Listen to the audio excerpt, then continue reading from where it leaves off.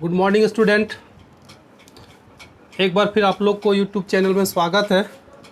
और आज हम लोग बहुत इंपॉर्टेंट टॉपिक बात करने जा रहे हैं और टॉपिक है डिफरेंशिएशन, जो कैलकुलस का बहुत इंपॉर्टेंट पार्ट है।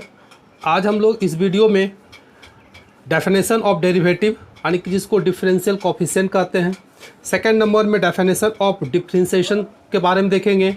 और हम लोग फर्स्ट प्रिंसिपल से किसी फंक्शन का डीसी यानी कि डेरिवेटिव कैसे निकालते हैं इसके बारे में हम लोग आज चर्चा करेंगे।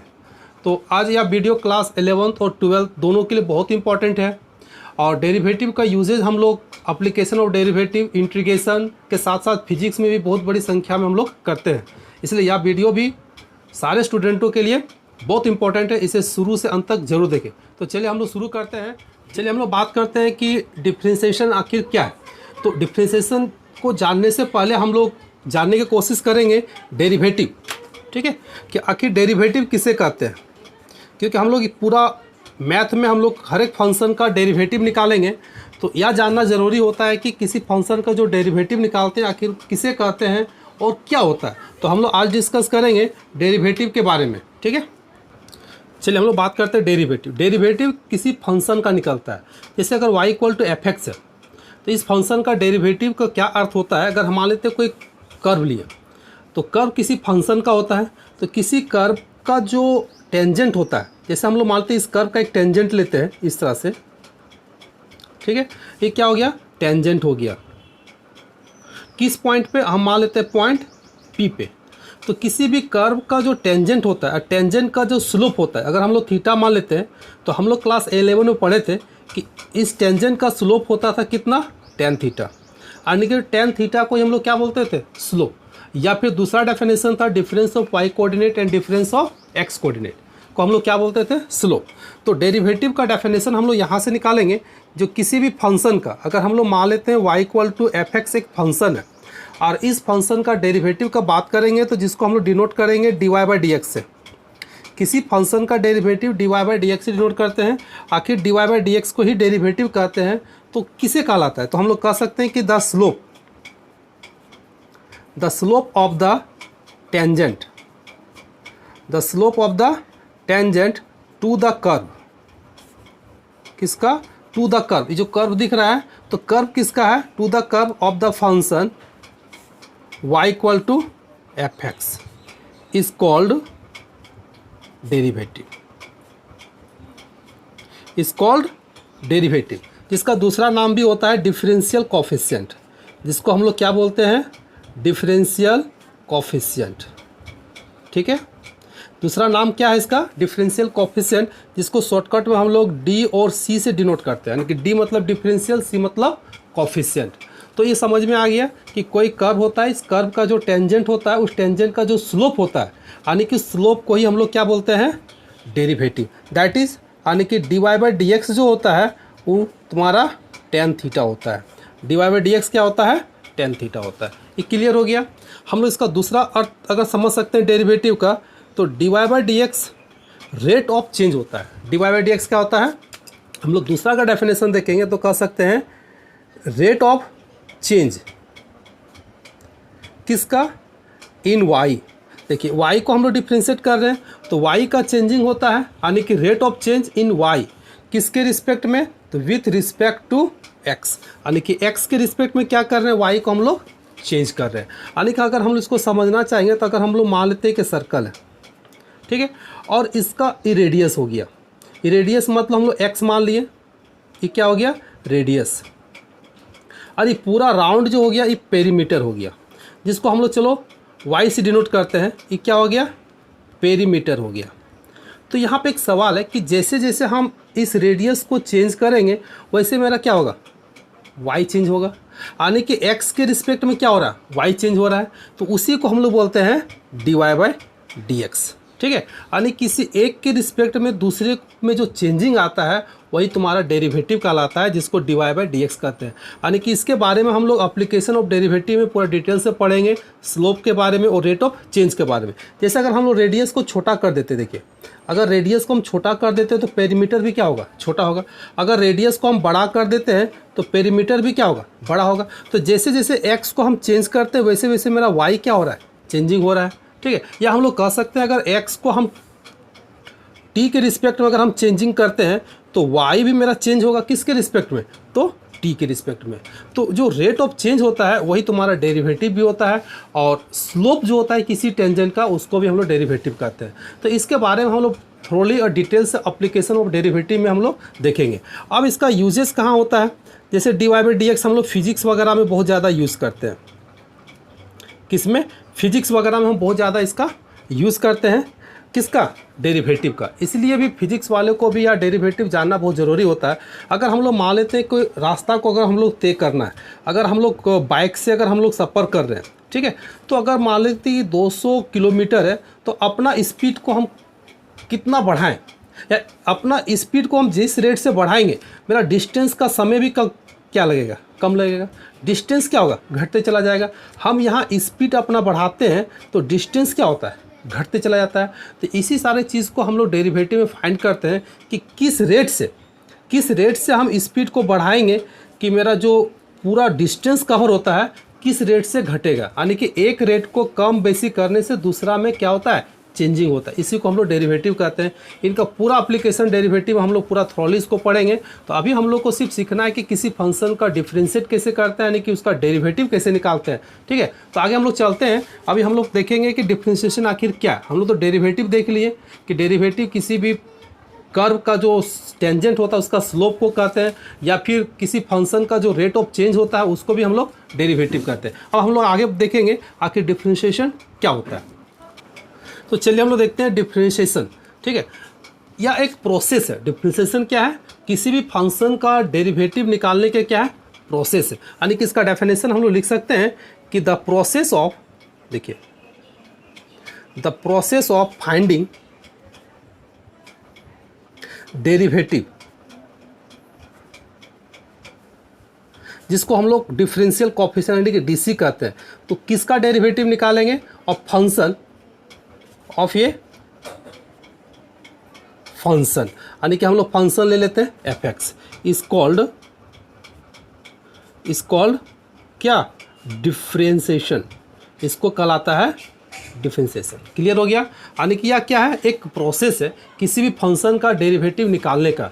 तो हम लोग किसी फंक्शन का डेरिवेटिव कैसे निकालते हैं, आखिर इसका प्रोसेस क्या है, और इसी प्रोसेस को हम लोग बोलते हैं फर्स्ट प्रिंसिपल। क्या बोलते हैं, या जो प्रोसेस से, किसी भी प्रोसेस से जो फंक्शन का डेरिवेटिव निकालते हैं उस प्रोसेस को ही कहलाता है फर्स्ट प्रिंसिपल। तो बहुत क्लास 11th में इससे क्वेश्चन भी पूछता है कि फर्स्ट प्रिंसिपल से किसी फंक्शन का डेरिवेटिव निकालें और फंक्शन आपको दिया हुआ रहेगा। तो आज इस वीडियो में हम लोग फर्स्ट प्रिंसिपल का यूज़ करके भी D Y by D X निकालेंगे, और यह भी हम लोग देखेंगे कि डिफरेंशिएशन का जो डेफिनेशन लिखा है कि the process of finding derivative of ये function F X is called differentiation. तो आखिर वह प्रोसेस क्या है, ठीक है, उस प्रोसेस को भी हम लोग इस वीडियो में देखेंगे। चलिए अगर हम मान लेते हैं कि y इक्वल टू एक फंक्शन लिए एफ एक्स, वाई बराबर एफ एक्स क्या है, एक फंक्शन है। अब अगर यहाँ पे दो चीज़ें x है और y है, तो x को हम लोग क्या बोलते हैं, इंडिपेंडेंट वेरिएबल। x को इंडिपेंडेंट वेरिएबल कहा जाता है, ये सबको पता है। और y को क्या कहते हैं, डिपेंडेंट वेरिएबल। ऐसा क्यों, क्योंकि y जो होता है वो x पे डिपेंड करता है। जैसे हम एक एग्जांपल लेते हैं, y इक्वल टू अगर हम लोग एक्स स्क्वायर लेते हैं, अगर x का वैल्यू 1 बैठाते हैं तो y इक्वल टू क्या आएगा, 1 आएगा। अगर x का वैल्यू हम 2 बैठाते हैं तो y का वैल्यू कितना आएगा, 4 आएगा। यानी कि जैसे जैसे हम लोग x का वैल्यू बैठाते हैं वैसे मेरा y का वैल्यू क्या हो रहा है, चेंजिंग हो रहा है। यानी कि y टोटल डिपेंड कर रहा है किस पे, x पे। इसलिए x यहाँ पे इंडिपेंडेंट वेरिएबल का काम करता है और y क्या करता है, डिपेंडेंट वेरिएबल काम करता है। तो इससे एक बात क्लियर हो गया कि अगर हम x में चेंजिंग करेंगे तो y में चेंजिंग होगा, अगर x को हम बढ़ाते हैं तो y बढ़ेगा। यानी कि जैसे जैसे x को हम चेंज करेंगे वैसे वैसे y चेंजिंग होता है। तो इसी चीज़ को अगर हम लोग मान लेते हैं कि अगर लेट मान लेते हैं कि डेल x अगर एक छोटा इंक्रीमेंट है, del x is the small increment, एक स्मॉल इंक्रीमेंट ले लेते हैं, ठीक है। तो यहाँ इंक्रीमेंट एक वर्ड है, इंक्रीमेंट के अंतर्गत दोनों आता है, इंक्रीज भी आता है और डिक्रीज भी आता है, ठीक है। इंक्रीमेंट लिख दिए, इसका मतलब इंक्रीज भी होता है डिक्रीज भी होता है। अगर हम लोग मान लेते हैं कि del X is the small increment, किस में, तो इन एक्स में। अगर हम x में एक छोटा सा इंक्रीमेंट कर दिए डेल x, तो इसका मतलब देयरफॉर y में भी क्या होगा, चेंजिंग होगा। इसका मतलब del y is a small changes. तो डेल y क्या होगा, स्मॉल चेंजेस होगा किस में, इन y में। तो 100% है कि y में क्या होगा, चेंजिंग होगा। वह चेंजिंग क्या होगा, डेल y होगा। अगर इसको हम इक्वेशन 1 मानते हैं तो अब चेंजिंग होने के बाद क्या हो जाएगा, देखिए y में चेंजिंग होगा कितना, डेल y। कब, अगर हम x में चेंज करते हैं x प्लस डेल x। ठीक है, तो यहाँ इस फिगर को हम लोग यहाँ पे समझेंगे। जैसे अभी यहाँ पे function y equal to F X, अगर यहाँ पॉइंट लिए जो x और y है, अगर इस x को हम थोड़ा सा चेंजिंग करते हैं तो चेंजिंग करने का मतलब आगे भी जा सकते हैं और पीछे भी जा सकते हैं। अगर चलिए यहाँ पे एक पॉइंट लिए q, तो इसमें चेंजिंग होगा x प्लस डेल x। तो अभी देखिए यहाँ पे x है तो y का वैल्यू देखिए ई वाला हो गया। तो जैसे यहाँ पे जाएंगे तो y का वैल्यू तो ऊपर बढ़ेगा ना, यानी कि y में भी चेंजिंग होगा कितना, y प्लस डेल y। तो इन दोनों के बीच में देखिए गैप होगा, देखिए इसी गैप को हम लोग क्या बोलते हैं, डेल x। क्लियर हो गया, क्योंकि दोनों में कितना चेंजिंग हुआ, डेल x। अगर हम इधर भी एक पॉइंट अगर r ले लेते हैं तो यह भी उसी तरह का चेंज होगा, x प्लस डेल x, और इधर हो जाएगा y प्लस डेल y। तो इसमें भी जो चेंजिंग होगा कितना होगा, डेल x चेंजिंग होगा। तो यहाँ पे ध्यान देना कि जैसे जैसे हम x चेंज किए वैसे वैसे क्या हो रहा है, y चेंजिंग हो रहा है। देखिए कर्व के अनुसार अगर जैसे जैसे हम x बढ़ रहे हैं वैसे वैसे क्या हो रहा है, y भी ऊपर जा रहा है। क्लियर हो गया। तो हम लोग यहाँ पे देखिए इसको इक्वेशन 2 मान लेते हैं। अब यहाँ पे सवाल आता है कि अगर हम 2 को 1 से घटा देते हैं तो सिंपल सी बात है कि y plus del y minus y होगा, और यहाँ पे F X del X minus क्या होगा, एफ एक्स होगा। अगर दोनों घटाने से ये देखिए y घटेगा, कटेगा तो क्या बचेगा, डेल y बचेगा, और यहाँ पे F X plus del X minus F X. अब दोनों तरफ से हम लोग क्या करेंगे, डिवाइड करेंगे। कितना से, dividing del X on both side. दोनों तरफ हम लोग डेल एक्स से क्या कर रहे हैं, डिवाइड कर रहे हैं। तो यहाँ पे डेल वाई बाय क्या होगा, डेल एक्स होगा, equal to F X plus del X minus F X by del X. Clear हो गया। अब यहाँ पे थोड़ा सा ध्यान देना है, फिगर में हम लोग देखेंगे जैसे अगर हम लोग Q को, अभी देखिए कोड है, Q को जैसे हम लोग P की ओर लाएंगे तो ये जो डेल एक्स का भी डिफरेंस है वो 0 की ओर चला जाएगा। जैसे से Q इधर देखिए P की ओर जाएगा, यानी कि Q जैसे जैसे P की ओर जाएगा तो इसका मतलब डेल एक्स का जो डिफरेंस है, अभी देखिए ये जो दोनों के बीच का दूरी जो डेल एक्स है वो किधर चला जाएगा, 0 की ओर चला जाएगा। तो यहाँ पे कौन सा केस आ रहा है, देखिए टेंस टू का बात हो रहा है, तो टेंस टू मतलब क्या, लिमिट का यहाँ पे यूज़ होगा। तो हम लोग यहाँ पे लिमिट का यूज़ करेंगे। लिमिट जैसे Q P की ओर जाएगा, इसका मतलब डेल एक्स किधर जाएगा, 0 की ओर जाएगा। तो यहाँ पर भी लिमिट आएगा, यानी कि डेल एक्स टेंस टू 0। ठीक है। अब यहाँ पे जो पूरा वैल्यू जो दिख रहा है, small del Y by del X, इसी को लिखा जाता है पूरा पूरी D Y by D X. ठीक है। और इधर से तुम्हारा हो गया limit del X tends to 0 X plus del X minus F X divided by del X. ठीक है। या जो फार्मूला निकला इसी को कहते हैं डेरिवेटिव।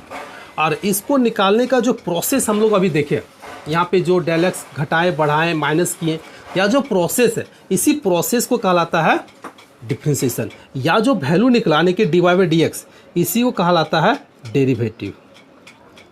क्यों, क्योंकि D Y by D X जो निकला, ये देखिए डिफरेंस ऑफ वाई कोऑर्डिनेट, क्योंकि डेल यानी कि एफ एक्स क्या हो गया, वाई हो गया, ये भी Y, difference of Y coordinate, और नीचे हो गया डिफरेंस ऑफ एक्स कोऑर्डिनेट।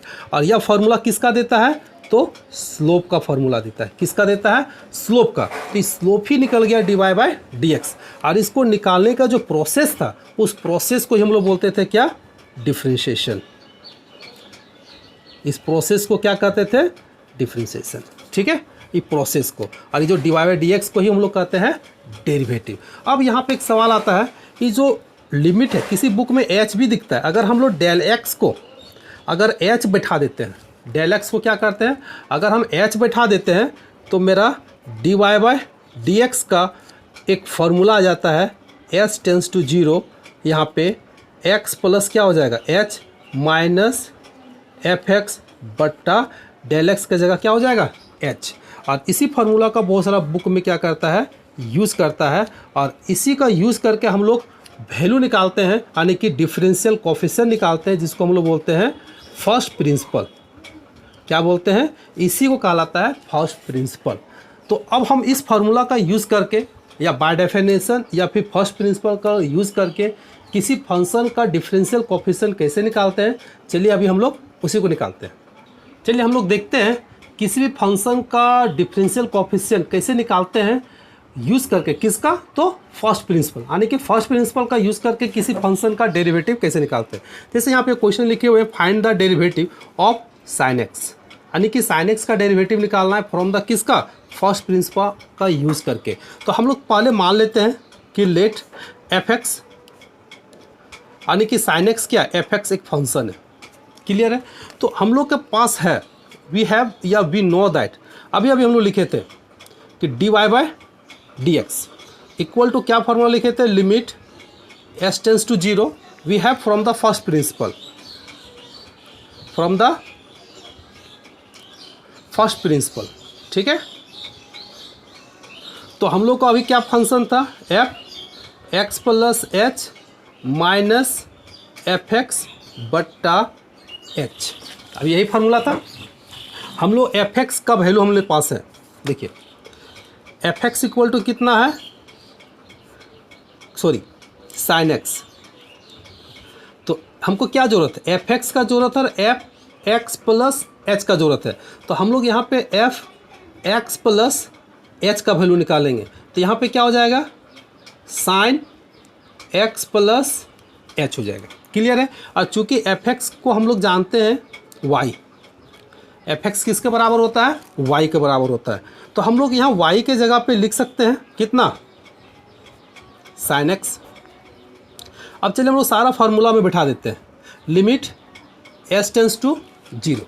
देखिए एफ एक्स प्लस एच का वैल्यू कितना हो गया, साइन एक्स प्लस एच, यहाँ पे लिखेंगे sine x plus H. F x का वैल्यू कितना है, देखिए साइन एक्स, तो यहाँ पे लिखेंगे कितना, साइन एक्स बाय एच। अब यहाँ पे थोड़ा सा गौर करना है, यहाँ पे एक फार्मूला का यूज़ करेंगे ट्रिगोनोमेट्री में, कौन सा formula, sine C minus sine D का, जिसका फार्मूला होता है sine C minus D by two, यानी कि यहाँ पे टू होगा, और into cos C plus D by two, ठीक है। चलिए इस फार्मूला का यूज़ करते हैं। तो limit h tends to zero, देखिए साइन सी का वैल्यू कौन हो गया, ये पूरा, यानी एक्स प्लस एच, इस सी हो गया, और डी कौन हो गया, एक्स। तो यहाँ पे अगर हम लोग फार्मूला लिखेंगे टू, देखिए साइन सी माइनस डी, यानी कि सी मतलब X plus H minus X by two, ठीक है, into cos C plus D, यानी कि सी यानी कि एक्स प्लस एच और प्लस एक्स बाय टू, और नीचे कितना है, नीचे एच है। देखिए हम लोग फार्मूला का यहाँ पे यूज़ कर दिए। अब इसमें देखेंगे कि x यहाँ से और x यहाँ से कटेगा, तो limit h tends to zero, तो यहाँ से टू बचेगा, साइन h बाई टू बचेगा, यहाँ से आपका कॉस, देखिए x और x कितना होगा 2x, तो यहाँ पे 2x तो कटेगा, तो फाइनली बचेगा x plus h by to, और नीचे कितना है h। अब हम लोग फंक्शन को लिमिट पढ़े होंगे, तो अलग अलग फंक्शन में अलग अलग लिमिट हम लोग लगा सकते हैं। तो चलिए दोनों फंक्शन में हम लोग लिमिट लगाते हैं, h tends to zero two sine h by two बट्टा h into limit h tends to zero cos x plus h by two. अगर लिमिट का कंसेप्ट हम लोग पढ़े हैं, अगर नहीं पढ़े हो तो इसका भी वीडियो बना है, मेरे यूट्यूब चैनल में जाके देख सकते हो। अब यहाँ पे देखिए बाई टू लगा देंगे, तो यहाँ पर क्या देना पड़ेगा 2। अब इस देखिए 2 कटेगा। अब इस पूरा का वैल्यू लिमिट से, क्योंकि हम लोग जानते हैं कि theta tends to zero sine theta बटा थीटा का वैल्यू क्या होता है 1, तो इसका वैल्यू हो जाएगा 1। अब यहाँ पे देखिए लिमिट इसमें लगाएंगे तो cos x, h का वैल्यू बैठाएंगे तो कितना हो जाएगा 0, तो रिजल्ट कितना आया cos x। यानी कि हम लोग यहाँ पे क्या देखें कि sin x का डेरिवेटिव कितना आ गया cos x आ गया। यानी कि इस तरह का अगर हम अब cos का डेरिवेटिव निकालेंगे सिमिलरली तो cos का डेरिवेटिव sin x आएगा, लेकिन यहाँ पे c है इसलिए माइनस आएगा। कभी भी किसी भी फंक्शन का डेरिवेटिव करेंगे अगर पहला लेटर c से शुरू होता है तो वह हमेशा नेगेटिव देता है। तो इस तरह से हम लोग बाकी फंक्शन का भी डेरिवेटिव निकाल सकते हैं, किससे, फर्स्ट प्रिंसिपल से। अगर क्वेश्चन में पूछता है कि by using the first principal तो हम लोग को इस प्रोसेस से बनाना है, और अगर नहीं पूछा जाता है तो डायरेक्ट हम लोग साइन का कॉस लिख सकते हैं, कॉस का डायरेक्ट माइनस साइन एक्स। तो ये समझ में आ गया कि साइन एक्स का डेरिवेटिव कॉस एक्स क्यों होता है और कॉस एक्स का डेरिवेटिव माइनस साइन एक्स क्यों होता है। और इसी का हम लोग यूज़ यहाँ पे करेंगे पूरा डिफरेंशिएशन से लेके इंटीग्रेशन से लेके पूरा एप्लीकेशन डेरिवेटिव में, साथ साथ फिजिक्स में भी इसकी बहुत बड़ी संख्या में यूज होता है। तब हमको इसको फार्मूला के रूप में ही यूज़ करना है। तो हम लोग समझ में आ गया कि साइन एक्स का डिफरेंशिएशन कॉस एक्स हम लोग क्यों कहते हैं, क्यों होता है। इस तरह से हम लोग और एक अदर फंक्शन का देख लेते हैं कि उसका कैसे हम लोग फर्स्ट प्रिंसिपल का यूज़ करके डेरिवेटिव निकालते हैं। तो चलिए उस फंक्शन को हम लोग देखें y = x⁴n। अब इस फंक्शन का हम लोग डेरिवेटिव निकालेंगे किससे, फर्स्ट प्रिंसिपल का यूज़ करते हुए। ठीक है, तो चलते हैं। चलिए हम लोग एक अदर फंक्शन लेते हैं f(x) = कितना x⁴n, और इसका डेरिवेटिव निकालते हैं फर्स्ट प्रिंसिपल का यूज़ करते हुए। तो हम लोग कैसे निकालेंगे, तो चूँकि हम लोग के पास है, हम लोग जानते हैं कि we have from the first principle, इसको लिख देना है एक लाइन फर्स्ट प्रिंसिपल।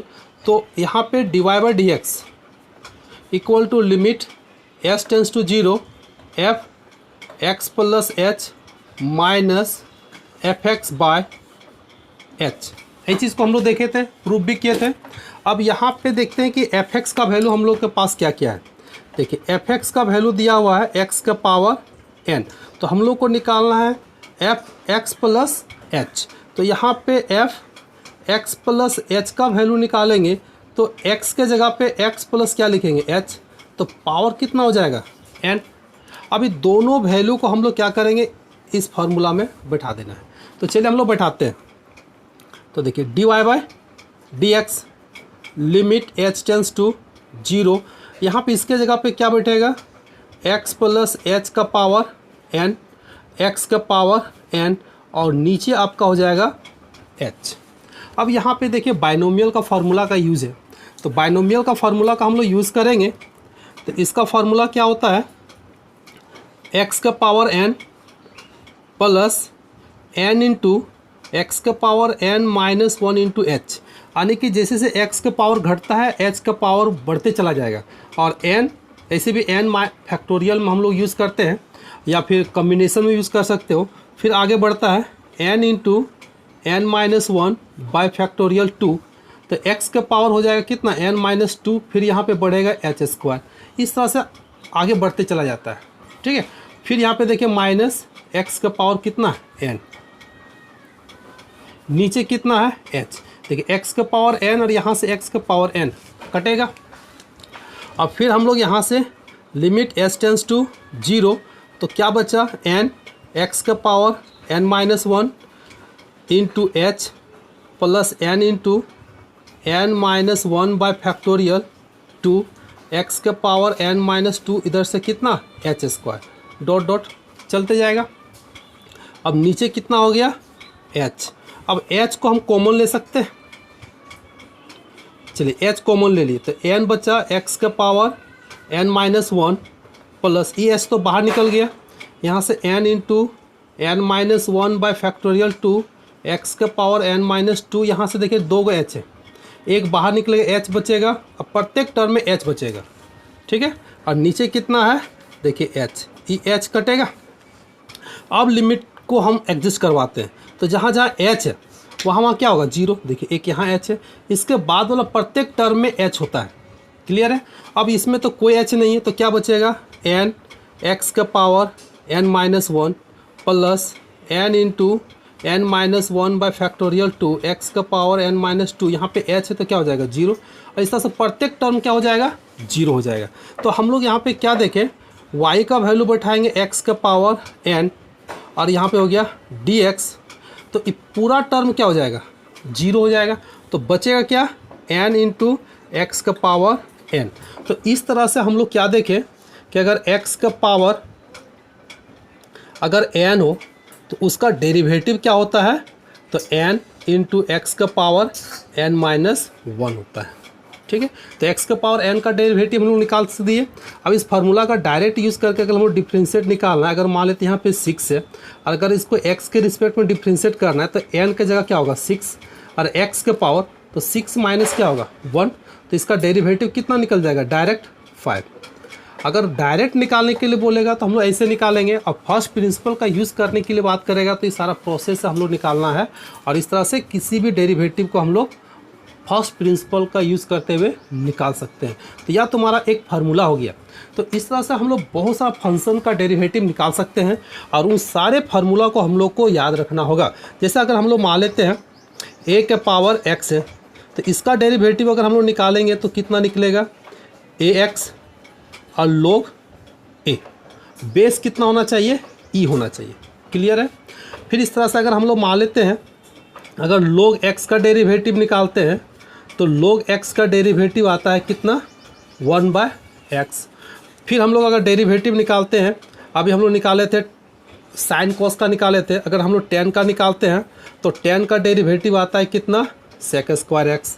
फिर हम लोग डेरिवेटिव निकालते हैं, ये तीसरा, ये चौथा किसका, cot x का, तो cot x का हो जाएगा कितना, cosec स्क्वायर x। लेकिन यहाँ पे देखिए c है तो यहाँ पे क्या हो जाएगा, माइनस हो जाएगा।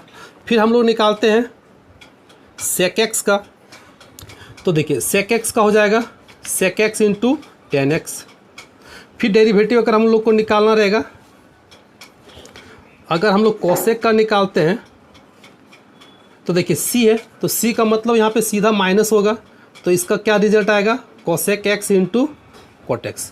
तो इस तरह का बहुत सारा स्टैंडर्ड फंक्शन है और उस स्टैंडर्ड फंक्शन का डेरिवेटिव होता है। अभी हम यहाँ पे लिंक, अभी हम सारा फार्मूला देते हैं, सारा फार्मूला को लिख लेना है, ठीक है, और याद कर लेना है। इसका यूज़ बहुत ज़्यादा संख्या में यूज़ होता है पूरा मैथ में, पूरा कैलकुलेशन में, ठीक है, यानी पूरा कैलकुलस में ही तुम्हारा डिफरेंशिएशन का यूज होता है। ठीक है, तो यह तुम्हारा स्टैंडर्ड फार्मूला है। इस सारा फार्मूला को हम फर्स्ट प्रिंसिपल से प्रूव कर सकते हैं कि cot x का माइनस cosec स्क्वायर होता है, tan x का sec स्क्वायर होता है, sec x का sec x into tan x होता है। तो अभी हम इसका सारा फार्मूला देते हैं, सबको लिख लेना, ठीक है, चलो नोट कर लिए। देखिए यहाँ पे differential coefficient of standard function, यहाँ पे बहुत सारा फार्मूला है और सबका डेरिवेटिव हम लोग को याद रखना है कि किसी भी कांस्टेंट का जो डेरिवेटिव होता है वह हमेशा 0 होता है। x के पावर n का n, x के पावर n माइनस 1 अभी हम लोग प्रूव किए। e to the power x का e to the power x ही होता है। a के पावर x का 1 का पावर x log x होता है। log x का भी हम लोग देखें कि 1/x होता है। तो इस तरह से हम लोग sin x का cos x होता है, tan x का sec स्क्वायर होता है, sec का sec x into tan x होता है। यहाँ पे log x अगर बेस a हो, देखिए यहाँ पे दो चीज़ याद रखना है कि log x का होता है 1/x अगर बेस e हो, लेकिन अगर बेस चेंज हो तो यहाँ पे फार्मूला अलग हो जाता है इसका 1/x और log e यानी कि a to the base e होता है। ठीक है, यह बहुत कंफ्यूजन वाला चीज़ है, इसलिए इसको दोनों को याद रखना है। cos का माइनस होता है, हम बताए थे कि c अगर फर्स्ट लेटर हो तो हमेशा नेगेटिव होगा। जैसे cot x का माइनस cosec स्क्वायर, cosec का cosec इंटू cot x होता है। उसी तरह से इन्वर्स फंक्शन का हम लोग बात करेंगे तो साइन इन्वर्स का होता है 1/√1 minus x square. Cos inverse का देखिए पहले c है तो यहाँ पे क्या लग जाएगा माइनस, दोनों का डेरिवेटिव सेम फंक्शन होता है। फंक्शन देखिए सेम है 1/√1 minus x square, 1/√1 minus x square, लेकिन डिफरेंस क्या है कि यहाँ पे c है तो माइनस है, यहाँ c नहीं है तो माइनस नहीं है। तो tan x का 1/1 प्लस कितना एक्स स्क्वायर होता है। सेक इन्वर्स का होता है 1/x√x स्क्वायर माइनस 1। इसी तरह से देखिए कॉट का होता है -1 प्लस एक्स स्क्वायर। देखिए tan और कॉट का सेम डेरिवेटिव होता है लेकिन प्लस माइनस में अंतर होता है। यहाँ पे c है तो इसलिए माइनस हो गया। कॉसेक इन्वर्स x का -x√x स्क्वायर -1। तो तुम्हारा स्टैंडर्ड फार्मूला है डेरिवेटिव का, जिसको हमेशा याद रखना है और इसी का यूज़ करते हुए हम लोग बड़े से बड़े फंक्शन का डेरिवेटिव निकालते हैं। तो सेकंड वीडियो में हम लोग देखेंगे किसी फंक्शन का डेरिवेटिव कैसे निकालते हैं और कौन कौन सा मेथड है किसी फंक्शन का डेरिवेटिव निकालने के लिए। ठीक है, तो इसको नोट कर लो, याद कर लेना है, फिर हम लोग नेक्स्ट वीडियो में चलते हैं।